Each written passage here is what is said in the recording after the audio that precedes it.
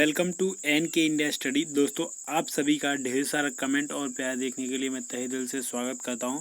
दोस्तों, ये Madhya Pradesh police constable के लिए, special Madhya Pradesh police constable के लिए हम जो तैयारी करवा रहे हैं वो MPGK प्लस साइंस यानी दोनों की करवाने वाले हैं।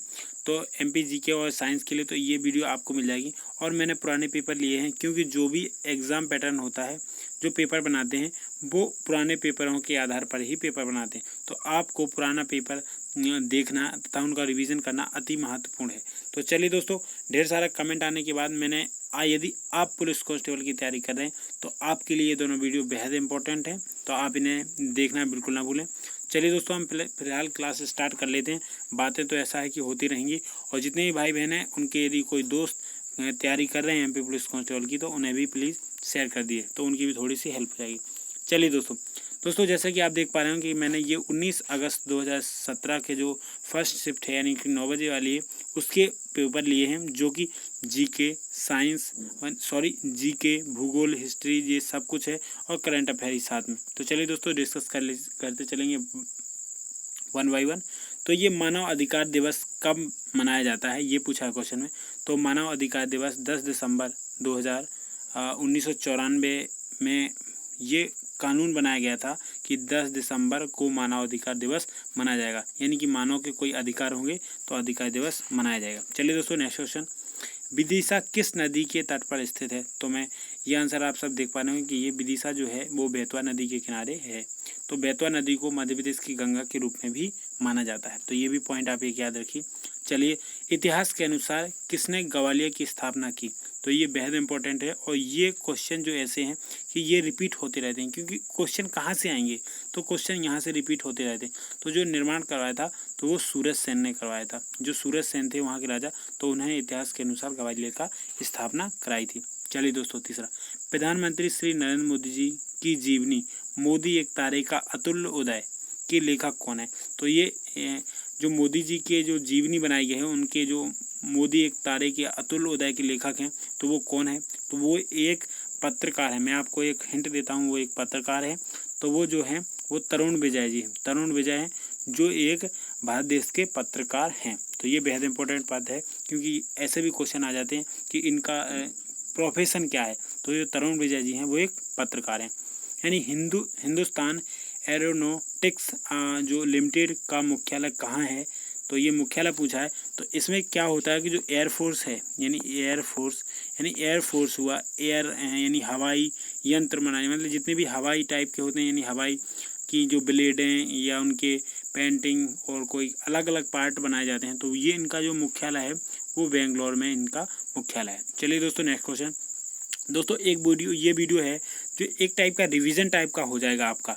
तो चलिए दोस्तों, भारत में कुल कितने केंद्र शासित प्रदेश हैं? तो ये दोस्तों उस टाइम की बात है, कब की? 2017 की बात। तो फिलहाल मैं दोनों बताने वाला हूँ कि उस टाइम कितने थे और अभी जो करंट में है वो कितने हैं। तो मैं बता दूं आपको कि जो फिलहाल उस टाइम पे थे जो 7 थे, लेकिन फिलहाल में अभी 9 ही हैं, कि जो क्योंकि जम्मू कश्मीर और लद्दाख, यानी जम्मू कश्मीर और लद्दाख ये दोनों बनाए गए थे फिलहाल में। तो ये दोनों आप समझ लिए कि अब जो 9 केंद्र शासित प्रदेश हैं भारत देश में। चलिए दोस्तों, नेक्स्ट क्वेश्चन, यानी कि भारतीय रिजर्व बैंक की स्थापना कब की गई? यानी कि भारतीय जो रिजर्व बैंक है वो कब की गई? तो जो भारतीय रिजर्व बैंक है उसकी स्थापना 1 अप्रैल 1935 को, यानी 1 अप्रैल 1935 को की गई थी। और इसका जो राष्ट्रीयकरण हुआ था, यानी कि जो राष्ट्रीयकरण होता है, जो राष्ट्रीयकरण 1949 में, यानी 1949 में इसका राष्ट्रीयकरण किया गया था। ये भी एक बेहद इंपॉर्टेंट है, और ये पॉइंट आप याद रखिए। और एक पॉइंट और मैं बताता हूँ कि जब इसकी स्थापना की गई तो ये 5 करोड़ रुपए से, यानी कि 5 करोड़ रुपए से इसकी पूंजी आधारशिला रखी गई थी। चलिए दोस्तों, नेक्स्ट क्वेश्चन, केंद्र सरकार के वित्त मंत्रालय के आर्थिक यानी कि मुख्य आर्थिक सलाहकार कौन है? तो ये 2017 की बात है कि 2017 में कौन थे। फिलहाल मैं दोनों बताने वाला हूँ कि उस टाइम क्या थे और अभी क्या है। तो जो मुख्य आर्थिक सलाहकार हैं उस टाइम पे जो थे वो संजीव सान्याल थे, ये B नंबर राइट हो जाएगा। लेकिन फिलहाल में जो है वो अरविंद सुब्रमण्यम जी हैं। तो आप ये भी पॉइंट याद रखिए कि जो अरविंद सुब्रमण्यम है वो फिलहाल अभी वर्तमान में मुख्य आर्थिक सलाहकार के रूप में कार्यरत हैं। चलिए, संस्कृत के लिए 2014 में साहित्य अकादमी पुरस्कार के विजेता के रूप में किसे नामित किया गया। इसका मतलब डायरेक्ट हुआ कि संस्कृत में जो संस्कृत है 2017 में उनको जो आर्थिक साहित्य अकादमी पुरस्कार किसे दिया गया था, इसका मतलब ये डायरेक्ट होता है। तो इसमें जो जिन्हें दिया गया था 2014 में ये संस्कृत का साहित्य अकादमी पुरस्कार, तो उनका जो दिया गया था वो थे, बताइए आप सब यदि कोई हिंट है तो। यदि जो जितने भी क्वेश्चन आपसे बनते जाते हैं तो उनका कमेंट में आप आंसर लिख सकते हैं। तो चलिए दोस्तों, इसका राइट आंसर हो जाएगा सी, यानी कि जो प्रभुनाथ द्विवेदी थे उन्हें 2014 में संस्कृत में साहित्य अकादमी पुरस्कार दिया गया था। चलिए दोस्तों नेक्स्ट, किसने ओरछा के चतुर्भुज मंदिरों का निर्माण कराया था। ये बेहद पॉइंट है, इंपॉर्टेंट है, और ये एमपी के जितने भी एग्जाम होते हैं हर एग्जाम में पूछा जाता है। शायद मैं डेट नहीं लिखता, क्योंकि यदि मैं डेट लिखने लगूँ तो यहाँ पे ये सारा यहाँ का भर जाएगा कि इसमें पूछा गया था, इसमें पूछा गया, तो ये सारे डेट के अनुसार भर जाएंगे, तो मैं डेट नहीं लिखता हूँ। लेकिन एमपी के जितने भी एग्जाम होते हैं वहाँ पर ये पूछा गया। तो जिन्होंने कहा था ये बुंदेला राजपूत थे, जिन्होंने ओरछा के चतुर्भुज मंदिरों का निर्माण कराया था। चलिए दोस्तों नेक्स्ट, विंध्याचल श्रेणी से ऊंची चोटी कौन सी है, यानी कि जो हाईएस्ट पीक है वो विंध्याचल श्रेणी की, तो वो कौन सी है। तो इसमें राइट आंसर इजी है, इतनी बार ये क्वेश्चन पूछे गए तो मैं क्या बताऊं, गुडविल चोटी। तो इसका राइट आंसर हो जाएगा 4 ऑप्शन।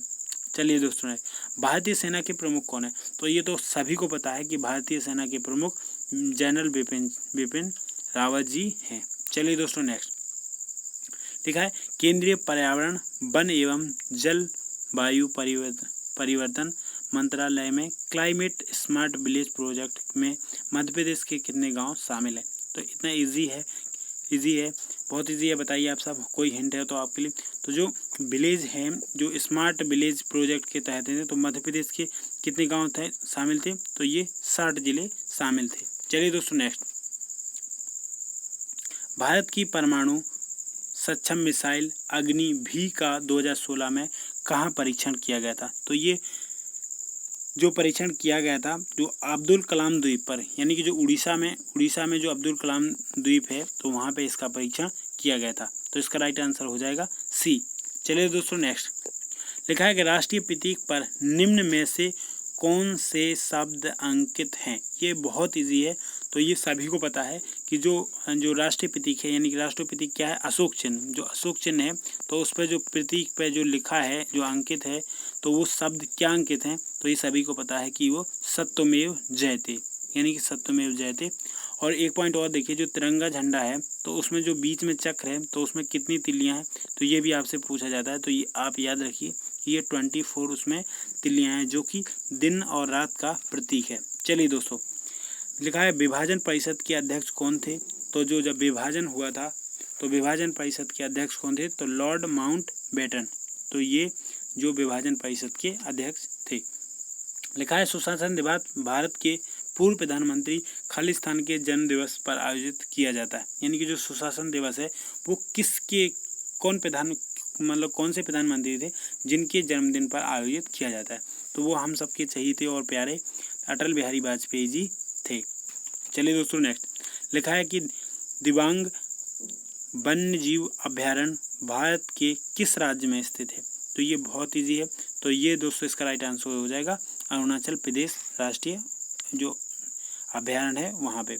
चलिए दोस्तों नेक्स्ट, लिखा है कि 1983 में जिस राष्ट्रीय पार्क को टाइगर रिजर्व घोषित किया गया, वह पार्क का नाम क्या है, वह राष्ट्रीय पार्क कौन सा है। यानी कि जो 1983 लिखा है, जब राष्ट्रीय पार्क को टाइगर रिजर्व में घोषित किया गया, तो वो कौन सा राष्ट्रीय पार्क है। तो इसका राइट आंसर हो जाएगा पेंच राष्ट्रीय पार्क। तो ये दोस्तों पेंच कहाँ है, तो ये एमपी में है। चलिए दोस्तों नेक्स्ट, दोस्तों ये हमारी इस वीडियो का लास्ट क्वेश्चन है। और दोस्तों वीडियो पसंद आए तो खूब सारा ढेर शेयर कीजिए। यानी भारत का राष्ट्रपति बनने योग्य व्यक्ति की उम्र से कम नहीं होनी चाहिए। यानी कि जो आप यदि राष्ट्रपति बनते हैं, या आप सब जानते हैं कि जो राष्ट्रपति बनते हैं तो वो भारत के प्रथम नागरिक कहलाते हैं, तो उनकी उम्र कम से कम मतलब इससे कम नहीं होनी चाहिए। तो इसका राइट आंसर हो जाएगा ऑप्शन नंबर बी, क्योंकि उनकी उम्र यदि राष्ट्रपति आपको बनना है तो आपकी 35 आपकी उम्र होनी चाहिए। चलिए दोस्तों, ये आज की वीडियो थी, आपको कैसा लगा तो दोस्तों ये कमेंट बॉक्स में हमें ज़रूर बताएं। और दोस्तों आप यदि हमें फॉलो करना चाहते हैं तो आप इंस्टाग्राम, टेलीग्राम और ट्विटर और फेसबुक पर हमें फॉलो कर सकते हैं। चलिए दोस्तों, मैं आशा करता हूँ कि आपको वीडियो पसंद आएगी। मिलता है एक नई वीडियो में, तब तक के लिए जय हिंद।